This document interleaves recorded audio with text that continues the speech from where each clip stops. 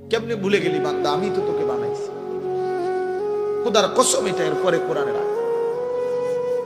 এই ছেলে শুনো ভাইয়া, আল্লাহ বলছে বান্দা কেমনে ভুলে গেলি, আমি তো তোকে বানাইছি। ফাসাওয়াকা, তোর দেহের অঙ্গ প্রত্যঙ্গ তো বান্দা আমি সাজিয়েছি।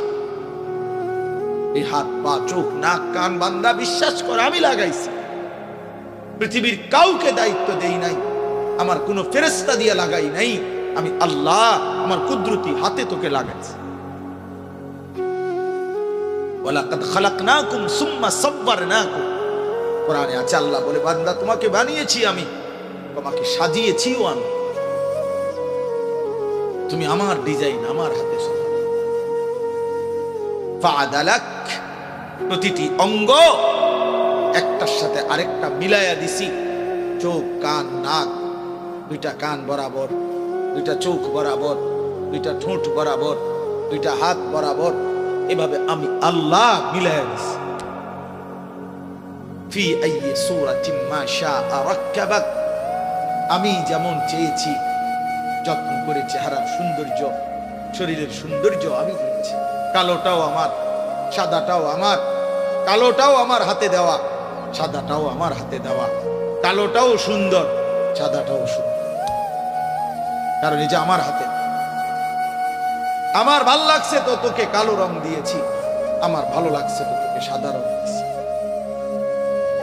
ফি আইয়ি সূরা, নাকি আল্লাহ বলেন আমি দিছি।